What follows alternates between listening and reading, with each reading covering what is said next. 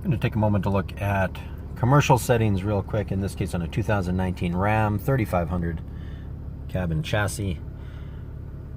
I'm not going to go through all the functions, but in this case it relates to auxiliary switches.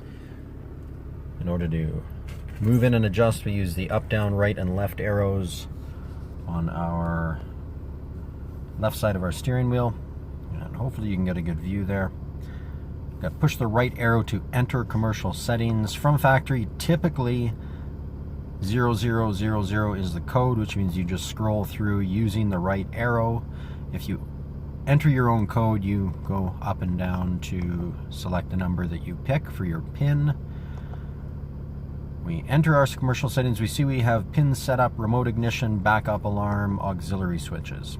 The center of the three are the ones, it's a little tough to see, but you can see there's like a little bit of a highlight in the background. That is the selection you'll be using when you hit the right arrow. Right to select, back, left to exit. In this case, we have our 5 auxiliary switches.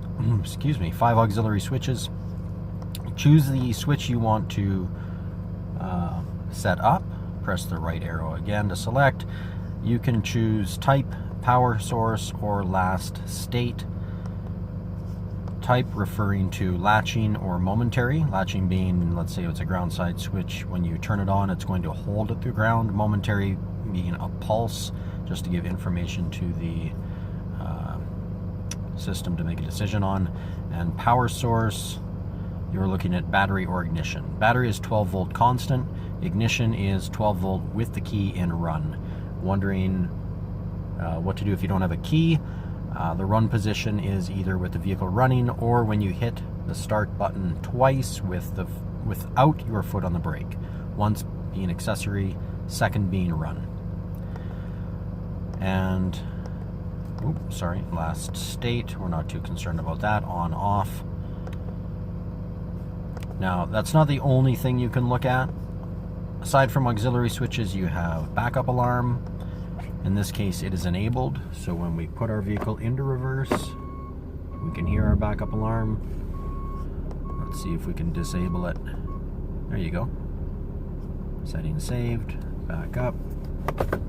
Back to park. PIN setup. That would be, if you want to protect your settings, you can go in and set up the PIN that would have to be entered, so your 4-digit PIN, scrolling through whichever numbers you deem appropriate.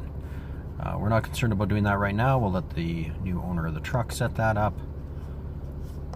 And that's about all I'm going to share with you today. It's Matt with Canmore Chrysler and the Fleet Advantage. Hope this was helpful. If you want more information on wiring diagrams, all sorts of bodybuilder info, feel free to reach out. I'll try to get back to you. I do tend to forget about my videos, so if you don't hit the comments in the next week or so, I'll do my best. Otherwise, you can reach me. I'll publish my email below. Thank you.